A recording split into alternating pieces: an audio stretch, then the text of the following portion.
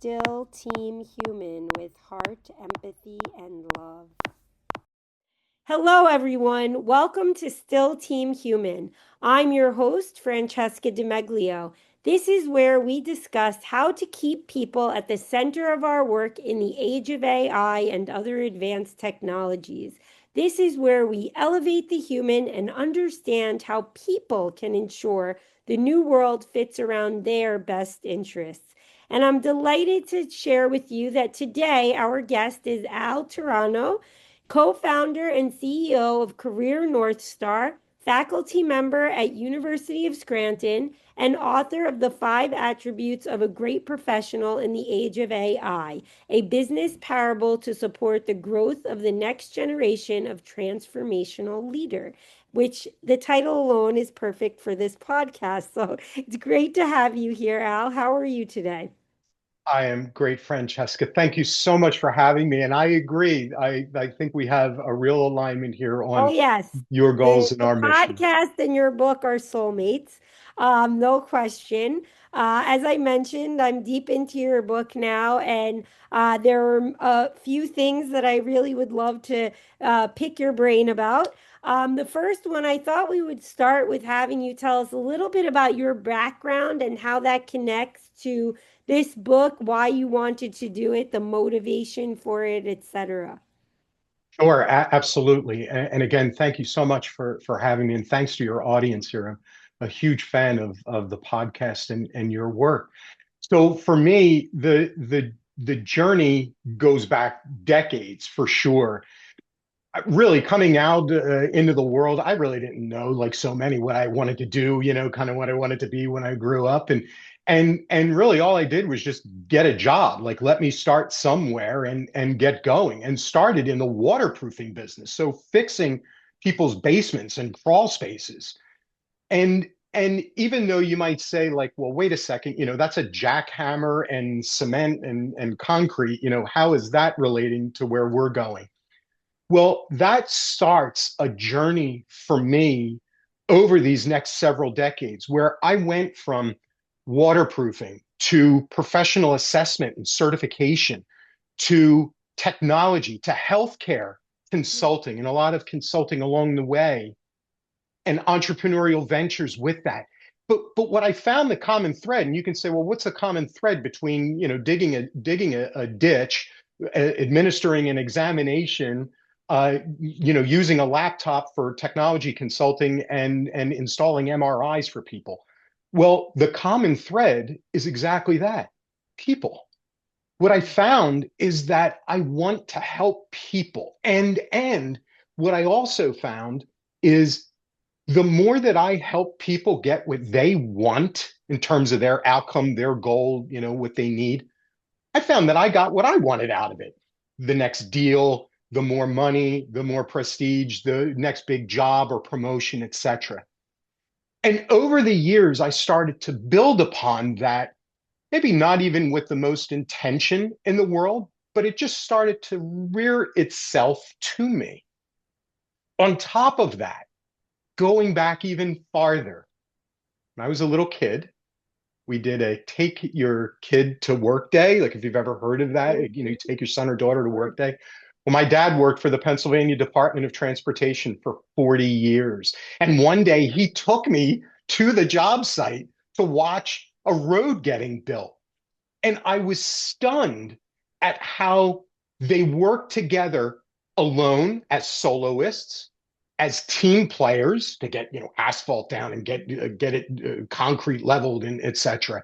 To solving very complex business problems for sure, being able to communicate with each other in a variety of different ways, both verbal and nonverbal, flags and communicating over distance, and then delivering with a level of grit and determination to get it done in terms of time, cost, and quality.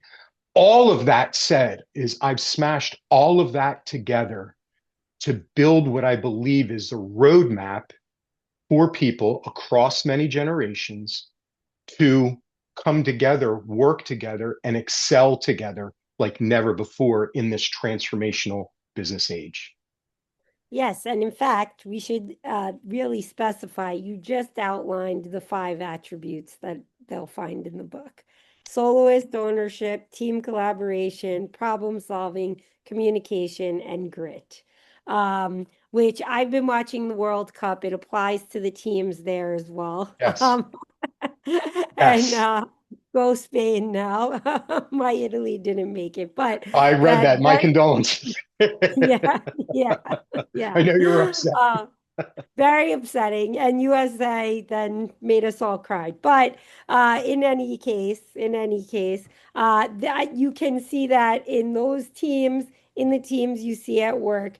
Tell us a little bit more. You described exactly how you came to that. Why do you think these are the five attributes? Why do you think this is so vital? Yeah. So for two reasons. The first is in my latest corporate role, I built the professional services consulting team for AI for a very large global technology corporation. In building that team, I looked for, regardless of whether you were in the last third of your career or the first third of your career, male, female, in any spot in terms of your expertise or experience, I looked for, tell me how you are those five attributes. People will tell you when I interview them for roles, I ask them the same five every single time. My interviews are not very complicated. They're extremely hard because it's very difficult for someone to articulate how they're a soloist, a team player, a problem solver, a communicator with grit and determination. It actually is a challenge to do. But here's the thing, to your point, to your question, I don't know that this is exactly the answer.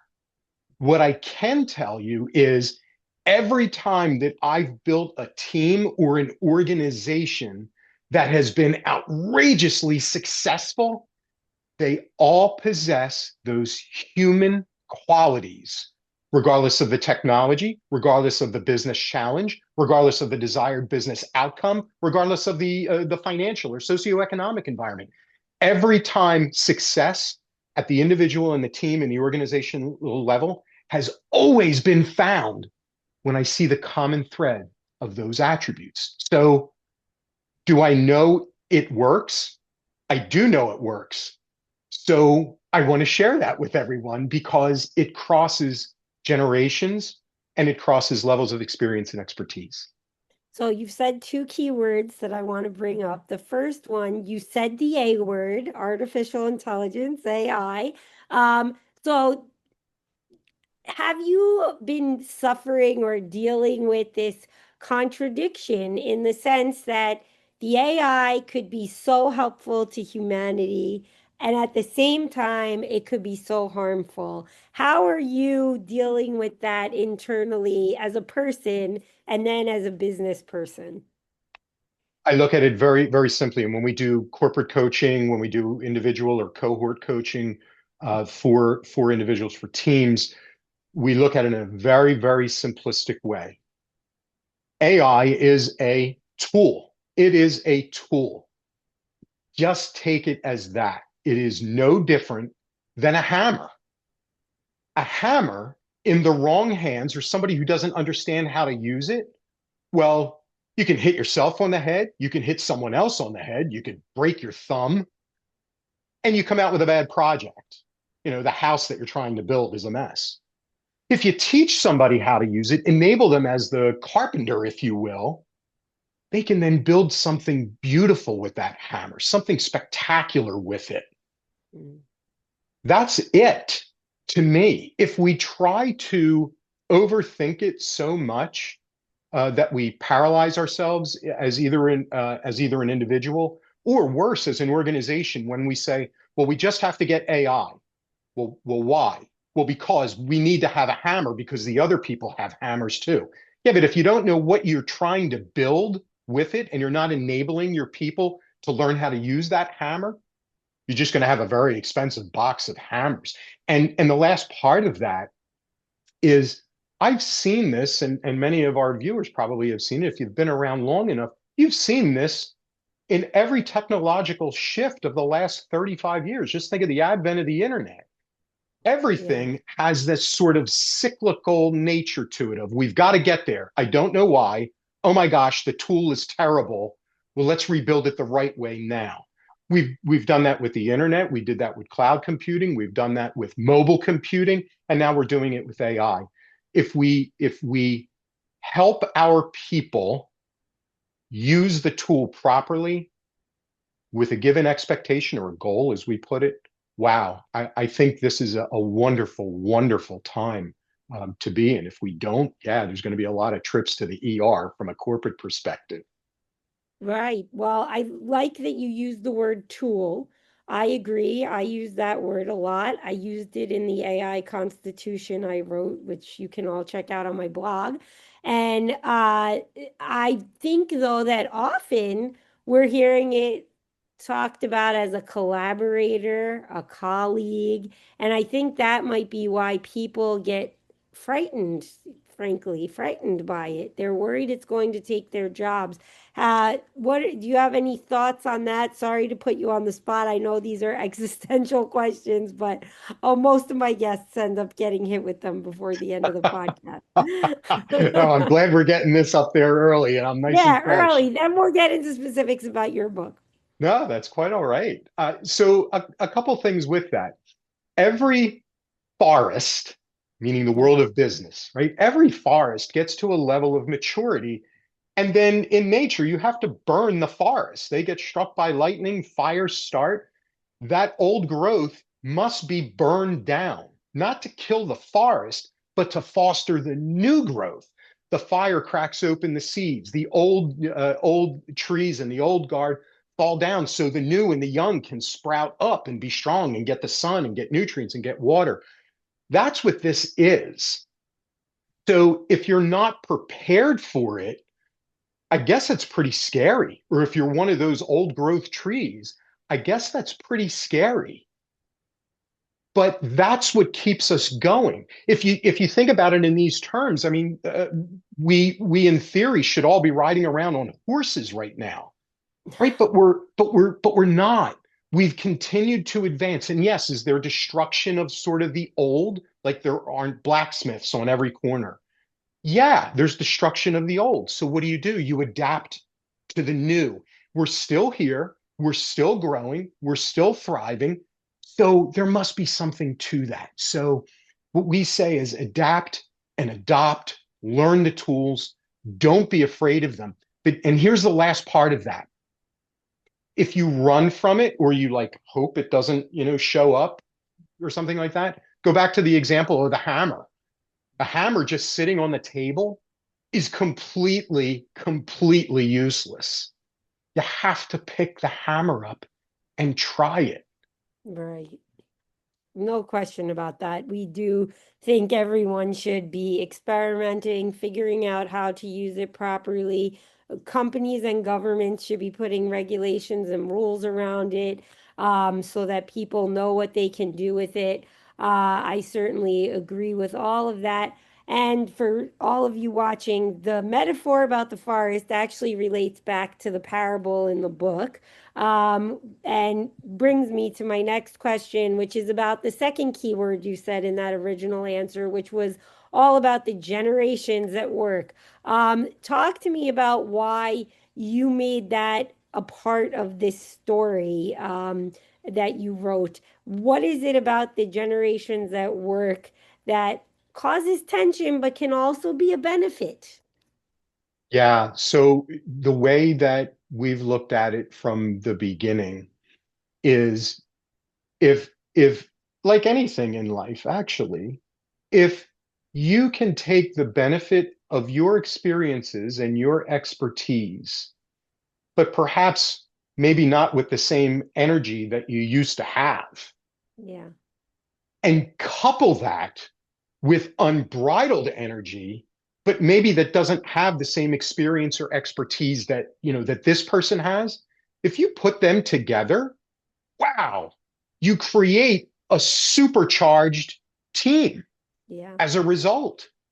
And yes, it requires buy-in, and I'll get to that in a moment. Yes, it requires buy-in, right? Perhaps the more heritage generation, hmm, I don't know if I like the way you look, the like the way you work, the like the way you talk. The newer generation perhaps saying the same exact thing. Right. So what do we do? So organizationally, we bind them together by the one thing we can bind them together with in an org, which is goals. So what we do, what we teach, what we share with our corporate clients, what we share with our cohorts and leaders is tie the teams together with goals. In fact, have the team help establish the goals together. Then, for each one of those goals that need to be achieved, tie the two generations in this case, or three or four in a robot, right? That's tie right. them tie them to each other so that now they are not only working together, but they are accountable to each other.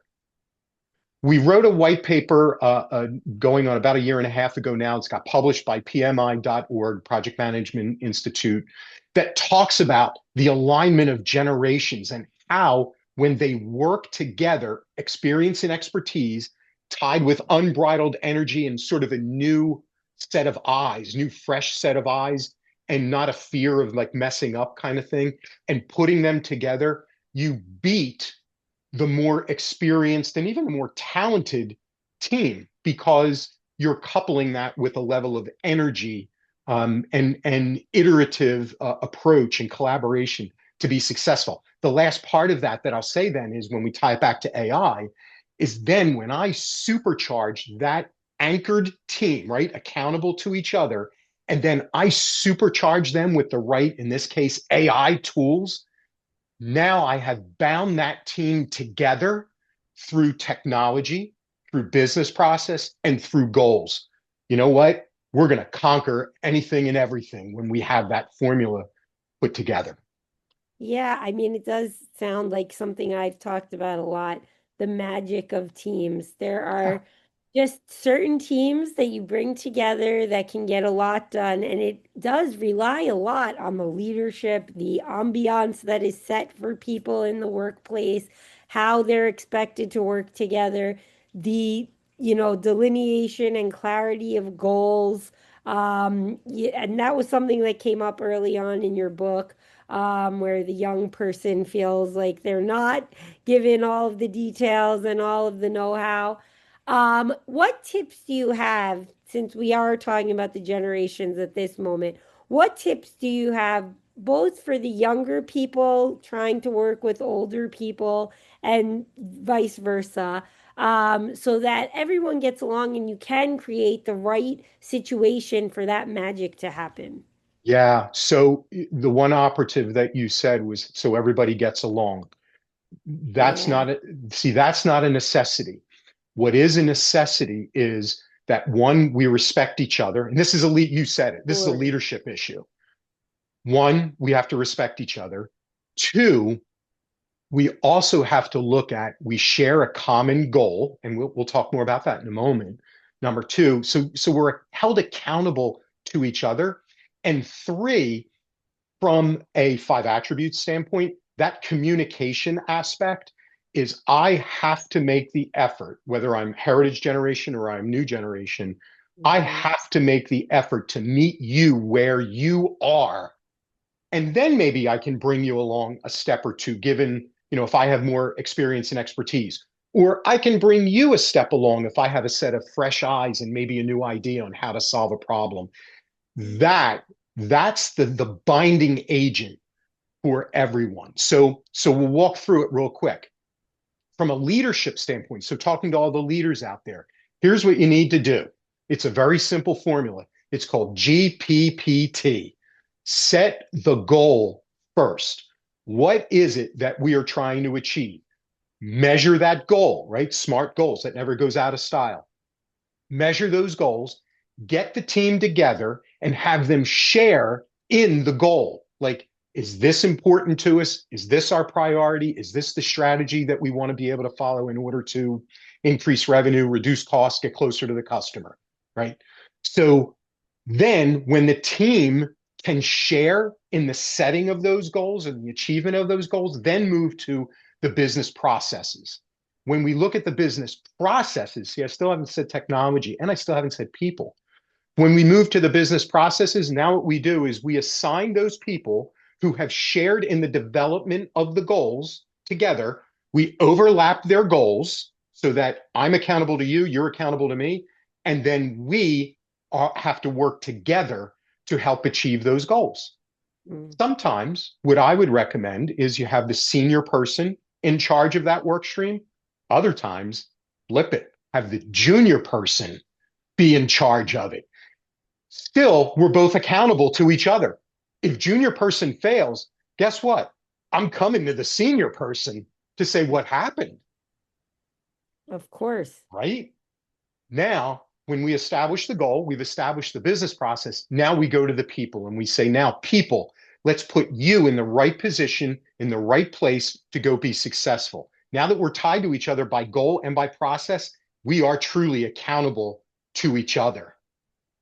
Then I supercharge you with technology that allows you to go achieve the goal, given the new process, with people who are tied to each other and their goal achievement. There is nothing better. I know people say we learn a lot from our losses and very little from our wins. I'll tell you what, though, nothing binds a team together more, though, than a win.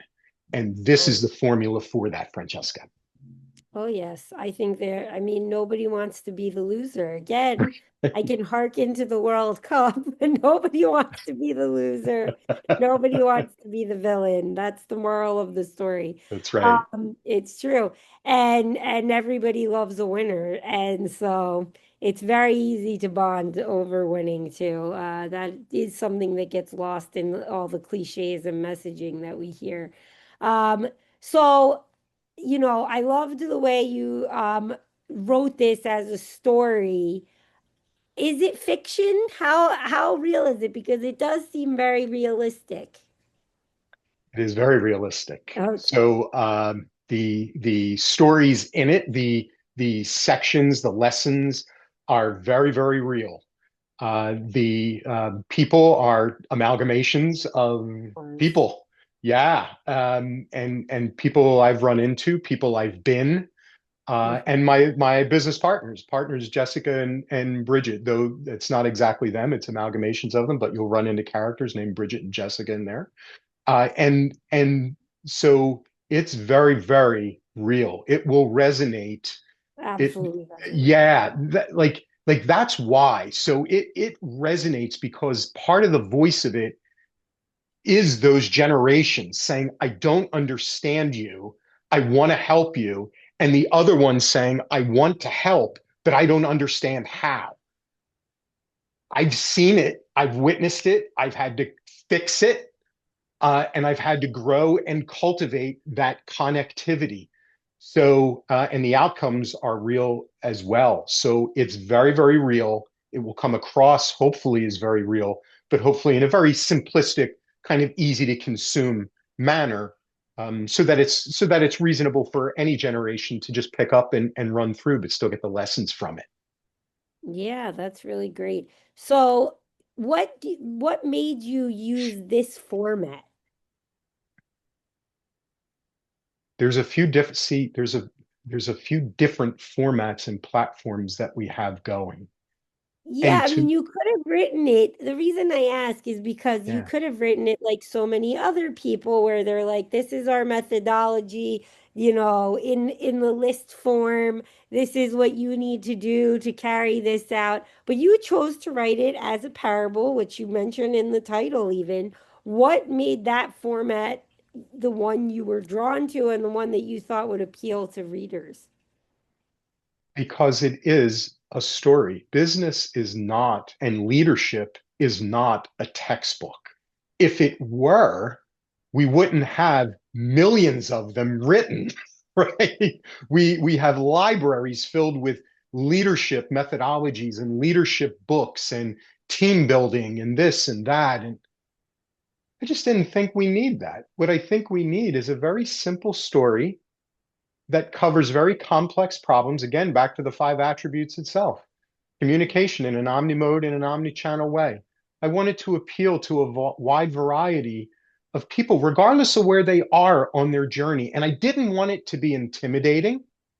I didn't want it to be built from conflict, if you will.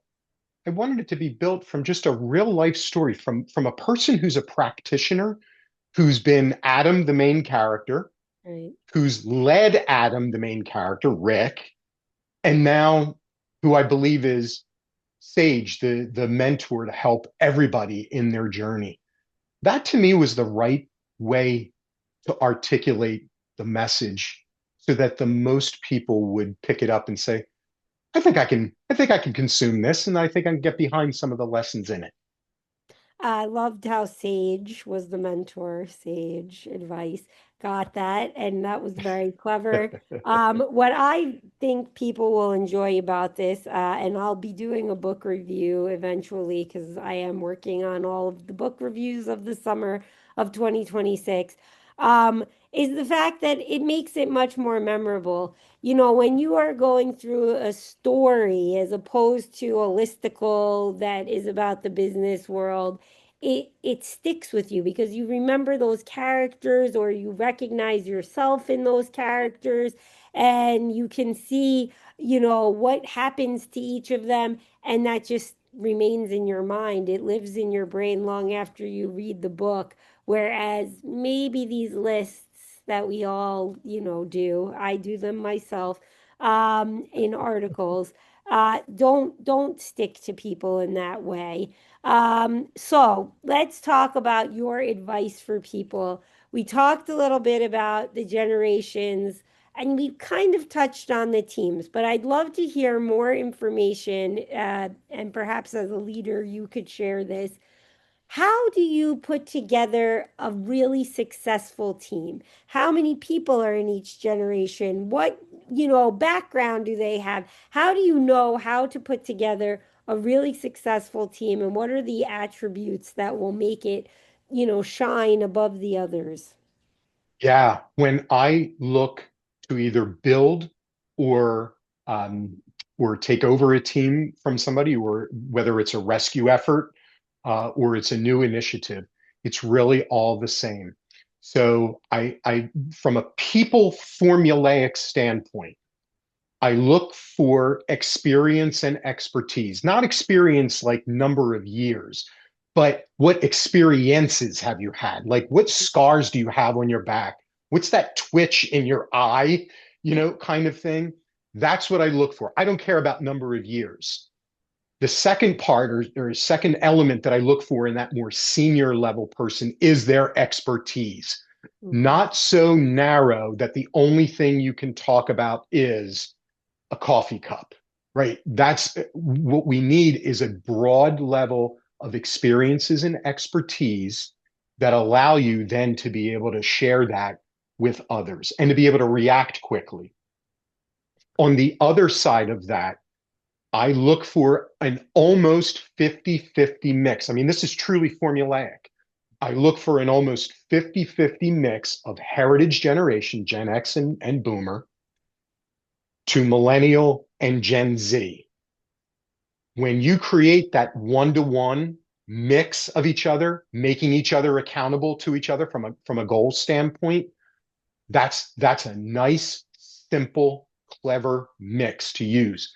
On that earlier or newer or next generation side, I look for unbridled energy. I look for a level of intellectual curiosity from them. Like who, what, when, where, why, how, what if, why are we? Right. Then once I identify that, right? Once I identify that, the interviewing process is really, really quite simple. I don't ask them how they are. I don't ask them what their hobbies are. I don't ask them how would you handle what I say to them is very, very simple. You have 2 minutes. Explain to me how you are a brilliant soloist, a brilliant team player, a complex business problem solver, an omni-mode, omni-channel communicator. And I explained to them what each one of them is.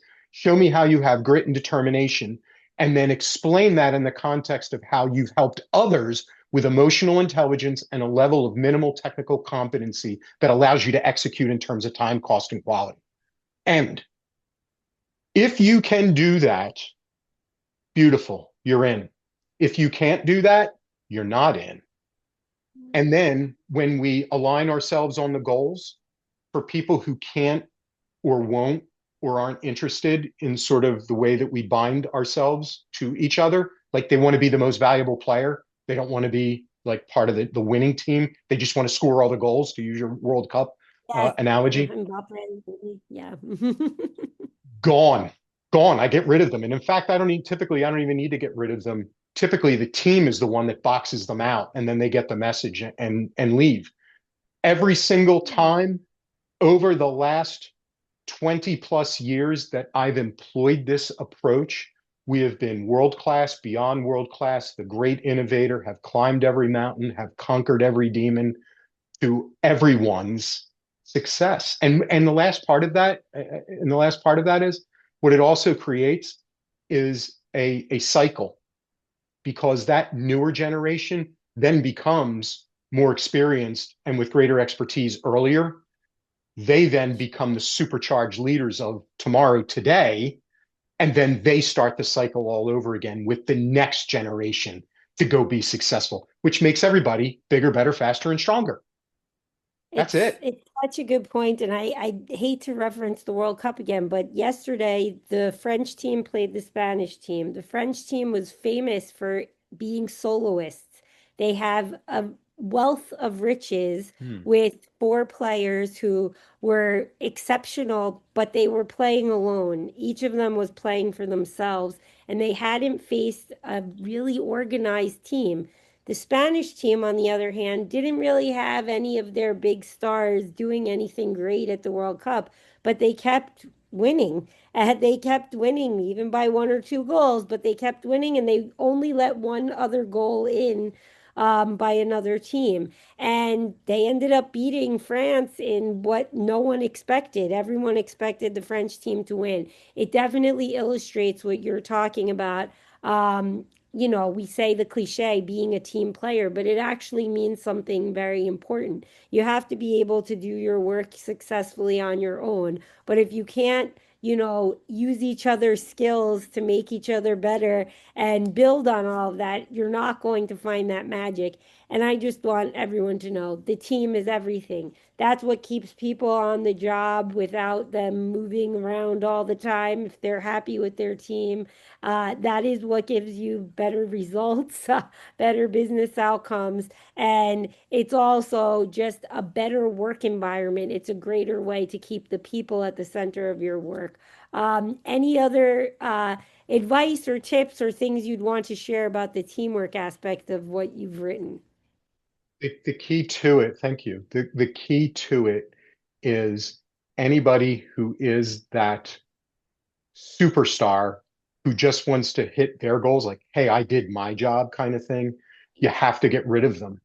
And I mean that because I love the team. So as the leader, you have to do two things, three really. You have to give the team the enablement they need to be successful, meaning the tools to go be successful. One. Two, you have to excise anybody who's not along for the ride. Like you just have to get rid of them. And that's that. The third is once you've done that, once you've done everything that we've talked about and goal and process and people and technology and alignment of goals and generational, the five attributes of who you are and what you are and how we can work together and combine them, then the leader's only job is to remove the blockers out of the way of the team. And that's Mm, how you can do one-on-one meetings. That's how you can do team meetings. You can just say, what's in your way? This, and this. Great. Have you tried this? Great. Let me get involved in that. Is it $100 problem or $1 million problem? $100 problem, go figure it out and come back. I have an idea or two for you. Try this. $1 million problem, I'm rolling my sleeves up and I'm standing in front of the team and removing those blockers for them. And that does a huge, huge thing, which we have not talked about yet, but it ties everything together. We build trust. mm. When we build trust together as a team, that you know I'm going to stand in front of you and protect you, I'm going to stand shoulder to shoulder and we're going to get this done together and knock it out. And when we win, I'm going to stand behind you and clap from the background, not taking the bow in front of you. When we build that trust, that team will do anything, anywhere, any place, anytime to go not only hit the goals, but overachieve on the goals and ask for more. Mhm. I couldn't agree more. The trust aspect is vital to all of our relationships, but particularly at work. I think where you can see right away it also gives people the ability to fail and make mistakes and learn from them, which is something that came up in your book very early on from the beginning of it. Um, uh, how important is that? And can you talk a little bit about the failure aspect? You talked about how the wins are too. What does the failure give to the team? Yeah. So we learn from failures. True. No doubt about it. The expression that I always laugh at is we love to fail fast. Yeah, I got you. Okay. Like you think I that's don't know what cool or that whatever. means, to be Yeah. honest. So to Nobody to loves to fail, and certainly not fast. But anyway, so to that, I say be bold, though, in making the attempt to solve the complex business problem or achieve the goal that we're trying to do. Don't sit back and hope, because hope's not a strategy, but go be bold and push forward. Then, if you bump your head on it, then if you make a mistake, got it. Let's take a step back. Let's learn, take lessons learned from it. Let's reformulate, and now let's move ahead, confidently. If you do that, if you encourage that, what ends up happening is innovation comes from that, iteration and ideation comes from that, and typically a new way of solving problems or a new way of seizing on opportunities comes about. The last part of that, especially I share with earlier generations, meaning next generation, our millennial and Gen Z colleagues out there, is errors of omission versus commission. And again, you do see that in the book as well. Omission is that idea of, well, as if I don't try, then no one's going to yell at me for getting it wrong, which, by the way, has nothing to do with the individual. It has everything to do with the bad leadership. the But be the culture, yes. right. That's exactly right. Error of commission is, hey, I asked some questions. I put some thought into it. I gave it a shot, didn't quite work out. I went back to other colleagues and said, hey, can you kind of help me kind of figure this out? The teamwork part of it, right? So as a soloist, I owned it. I bumped my head trying it. I went to the team. They helped. We solved a complex problem. We had to communicate with each other in a variety of different ways to make it happen, trading experience and expertise. And then I display a level of unmatched grit and determination to get it done in terms of time, on time, and cost, meaning below budget, and quality. When I deliver that, trust grows, like we talked about before, credibility grows, your fit on the team and the organization grows. And as a result, your brand, your signature grows and strengthens and allows you to go to wherever you want to go from a career standpoint and from the team standpoint. Yeah, I love that. That's a really great way to put it. So I do like to ask everyone what they would put in an AI constitution. It's something I've written about, kind of regulations that all we the people should want, protection for our children, the protection for our jobs, or some form of training in our jobs, those kinds of things. What would you put in your AI constitution? So, among probably all of the things that you and other colleagues have listed, I always look at ethics, governance, certainly security, and the environment at large. So, and I'll take one of them at a time. So, from an ethical standpoint, you mentioned about protection of children. Um, we also need to watch ourselves in terms of the content that's getting generated, and frankly, are we right? Are we borrowing this inappropriately? Are we bastardizing facts and truth in exchange for expediency or easy, the easy button? And are we doing the most good for the most number of people, or are we just creating a bigger digital divide as a result? One, two, governance. Uh, Artificial intelligence can just get you to catastrophe faster if you don't govern the data and the way that you use it from an organizational standpoint.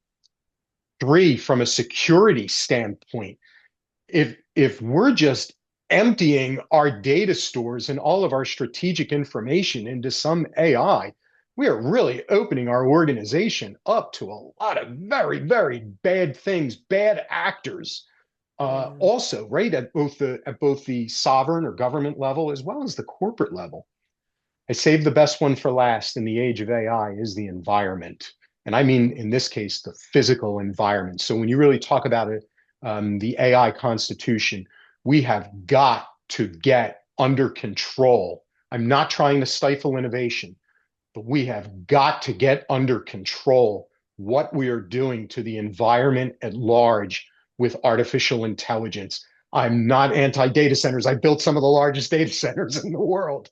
So, and my organization builds the most magnificent hardware and infrastructure on the planet, bar none, and always keeps in mind the environment at large. But we've got to be smart with this in terms of water, in terms of heat, in terms of stress and strain on the electrical grid and the use of fossil fuels to power these things, the natural environment around them, because these data centers are huge, huge footprints. We've just got to be really, really smart from an environmental standpoint. And I invite everybody to join along in that. Not to say no to progress and innovation, but let's do so with a very careful and studied eye and not just go running straight ahead. Oh, yeah, I couldn't agree more about that. The sustainability aspect often gets overlooked. It's something we should add to the AI Constitution. And for those who think maybe thinking and worrying about the environment is either too much or too woke or whatever the case may be, I would just say it's also an economics thing. It is going to be more expensive for the energy costs and for the natural disasters that come with all of the climate change, uh, malfeasance that we are doing. And so people should think about it that way too. It is a way to save money in the long run. I think too often we think about the short term and not the long term. In business and in life lately. Maybe because of the speed of all this technology, I'm not sure. Before we let you go, I have two more questions. The first one, I wanted to for you to talk to us a little bit about grit, which you add in the five attributes. It's the fifth attribute, as I can tell. And what is grit and why is it so important? Yeah, so often people confuse grit with just working 24 hours a day, 7 days a week, and knocking stuff out. Angela Duckworth really kind of popularized the use of grit, and the way that I explain it from her point of view is that life or your career is a marathon. It's not a sprint. Larry Page from Google, founder of Google. If you were to ask him, so what are you looking for in someone, from an employment standpoint, he might not even let you finish the sentence, and he would say grit. Yeah, and you know why? It's because we're not going to give up to get stuff, whatever that is, work, outcome, goal, done. And we're going to think about it with the eye towards time, cost, and quality. Time meaning we're going to deliver this on time. We're not just going to deliver this forever. Steve Jobs used to say, perfection never ships. So That's let right. So let's get it good, but let's deliver it on time. Let's be smart with an eye to money. We're not just building for the sake of building with an unlimited budget. So let's have an eye towards the economics part of it as well. And then lastly, let's deliver it with unbridled quality, pride of ownership that we can put on that. Here's what grit. is different from grinding away.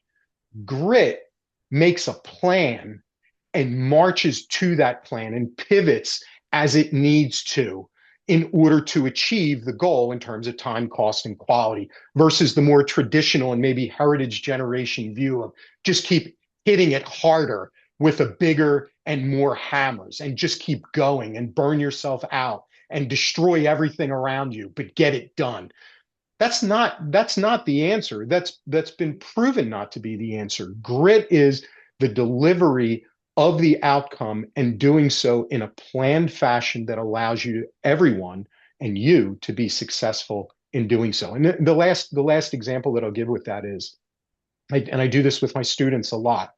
I would say, how do we get out of this room right now? There's an emergency here. You have unlimited resources. And sometimes people would say, well, we'll throw a desk through the window, or we'll take a stick of dynamite and we'll blow out this wall. And all these elaborate examples, when I go over to the door and I open the door and I say, why don't we just walk out the door? So that is grit. Right. I love that. You used the word pivot, which I Yeah. appreciated, and that definitely adds this idea of resiliency to the word grit, which I think is important for these times. You have to be able to pivot because the only certainty is uncertainty. As cliche as that has become, it is the number one truth of our times. I was just going Um, to say more true than ever, actually. Yes, Yeah. more true than ever. There's Yeah. no question about it. So everybody pivot, get that grit. And before we let you go, my final question is there anything else you'd like to share with our audience today about the book, your work? Absolutely. And again, thank you so much for having me here today, Francesca. The book is available. It's going to be published in the next 30 days. We're going to have it out on Amazon and all the other big platforms for sure. In the meantime, you can get it on our website at careernorthstar.net. Just click on Sure. shop. There's a We'll special. add it in the show notes, so you'll find it in the comments on YouTube. Oh, super cool. And by the way, out there, when you go out to the site, it's the special Still Team Human edition of the five Oh, attributes, great. as a matter That's of fact. great. So Love it's it. out there for everyone. Here's what I would share with everybody as we close out. The very human skills with all of this technology that we are surrounded with, the very human skills that we've discussed today and outlined today are all at your disposal. They're not some high cost, high skill, highfalutin, high price. You can show yourself to be a soloist, a team player, a problem solver, a communicator with grit and determination. Show some emotional intelligence for the people around you. Help them achieve what they achieve, and you'll find that you achieve what you need to achieve as well, and do so with a level of minimal technical competence. We have a series of workbooks and tools that we share with everybody to help supercharge them.